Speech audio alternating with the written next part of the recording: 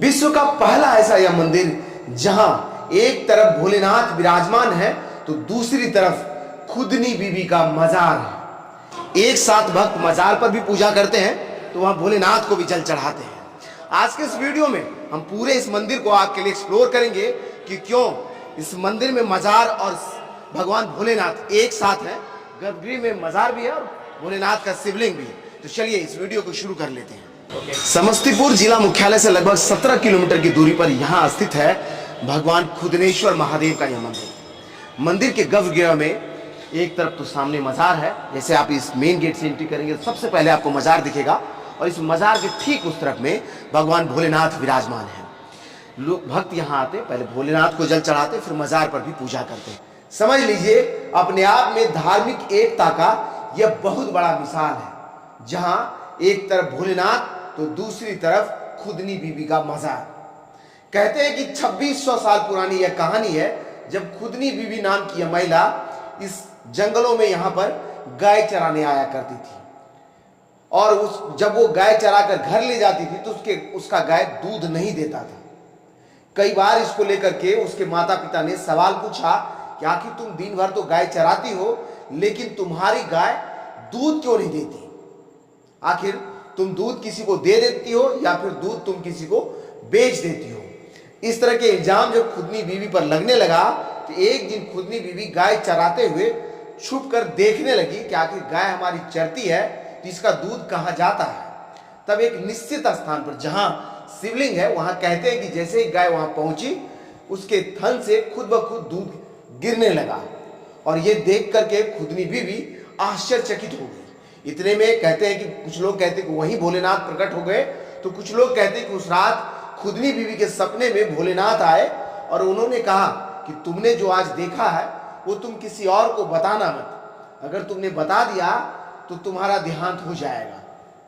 इसके बाद वो रोज गाय चराने जाती है और गाय जब वापस आती है तो दूध नहीं देती।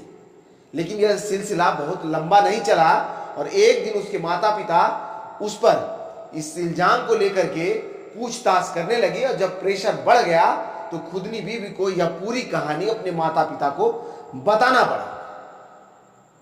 फिर क्या था, कहते हैं कि उसी दिन खुदनी बीबी का देहांत हो गया, लेकिन उसके देहांत से पहले उसने कहा कि अगर मैं मर जाऊं तो हमारा जो अंतिम क्रियाक्रम है यानी मुझे जो दफनाया जाए उसी जगह पर दफनाया जाए जहां इस तरह की चीजें होती है, क्योंकि इस दौरान वो भोलेनाथ से जुड़ चुकी थी।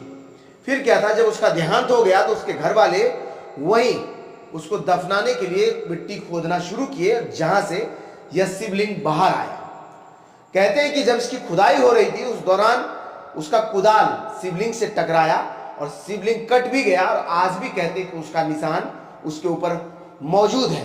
पहले बाबा की बात सुन लीजिए। जब खुदाया खुदारी चला तो वहाँ पर में तो बाबा प्रकट हो गए तो उनको खुदारी से कट गया वो चिन्ह अभी तक के हम लोग देख रहे। शिवलिंग पर अभी भी चिन्ह है? हाँ, अभी भी खुदारी का चिन्ह है, कटा हुआ है।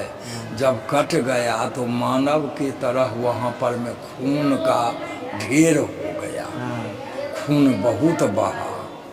तब उसको देख करके मुंह थरथरा गया तो भाई क्या है, तो लोग सब जुटे उस जमाना में तो देखिए तो भाई यहाँ कोई शक्ति है इसलिए यहाँ खून बहा। उसके बाद उस जमाना में तो ईंटा ही सब का निर्माण नहीं था तो वही माटी का दीवाल ढाठ पड़ा, पूजा पाठ उनको शुरू हुआ। उस दिन से है नाम विख्यात हुआ। उसके बाद से यही खुदनेश्वर धाम महादेव का पूजा होने लगा। कहते हैं कि इस घटना के बाद वहीं से कुछ दूरी पर यानी शिवलिंग जहां प्रकट हुआ उसी के बगल में खुदनी बीबी को दफना भी दिया गया। लेकिन धीरे धीरे जहां से शिवलिंग निकला था वहां पूजा अर्चना होते हुए मंदिर का शक्ल अख्तियार कर लिया तो खुदनी देवी का मजार भी वहीं पर अवस्थित रह गया। फिर क्या था, जो भक्त आते थे भगवान की पूजा करते थे, साथ में भक्त खुदनी बीबी का भी पूजा करते थे। सिलसिला आज भी जारी है और तब जो सुर्खी चूने से खुदनी बीबी का मजार बना था वो आज बदलाव सिर्फ ये है कि वह टाइल्स और मार्बल का बन चुका है और भक्त आज भी आते हैं भोले बाबा को जल अर्पण करते हैं, उसकी पूजा अर्चना करते हैं, फिर खुदनी बीबी के मजार पर भी पूजा अर्चना करते हैं। आज के समय में यह विशालकाय मंदिर यहाँ तैयार हो गया है। कहते हैं कि इस मंदिर में चारों तरफ ग्राउंड फ्लोर में जो है भगवान भोलेनाथ विराजमान है, उसके बगल में खुदनी बीबी का बाजार है। वहीं फर्स्ट फ्लोर में कई 12 ज्योतिर्लिंग के कई चीजों को स्थापित किया गया। अगर आप पूजा अर्चना के लिए आएंगे तो यहाँ उन सभी देवी देवताओं का दर्शन आपको हो जाएगा। इसी मंदिर के बगल में 3 और मंदिर बनाए गए, 4 और मंदिर बनाए गए, जहां अलग अलग देवी देवताओं का अनुष्ठान है। बाकी इस मंदिर के ठीक सामने में तालाब बना है और पूरे गांव से लोग यहाँ सोमवारी के दिन उमड़ पड़ते हैं। कहते हैं कि हजारों की संख्या में लोग यहाँ सोमवारी को जल चढ़ाने आते हैं। और ये जो आप बैरिकेड देख रहे हैं, इस बैरिकेड में एक तरफ पुरुष तो दूसरी तरफ महिलाओं की कतार होती है और एक लंबा लाइन लगता है। कहते हैं सोमवारी के दिन बड़ा लंबा लाइन होता है जी। कितने भक्त जल चढ़ाते हैं? यहाँ सोमवारी में लगभग 1,00,000, 1.5 लाख, 2 लाख आदमी यहाँ पहुँच जाते हैं औसतन, है ना। और रेगुलर जो है देखते हैं, पिछले दिन भी आए थे तो बड़ा भीड़ था और सामान्य दिनों में हाँ, सामान्य दिन में तो ऐसा ही रहता ही है और ओकेजन पर में ज़्यादा भीड़ होती है और सोमवारी में खास करके महाशिवरात्रि में ये सब समय में काफ़ी भीड़ होती है। मंदिर में नीचे वाले फ्लोर में देखते हैं भगवान भोलेनाथ है, साथ में खुदनी देवी का मजार है। जी। ऊपर वाले फ्लोर में क्या है? वह 12 ज्योतिर्लिंग की स्थापना हुई है, उनको दर्शनीय स्थल है, दर्शन के लिए बनाया गया है।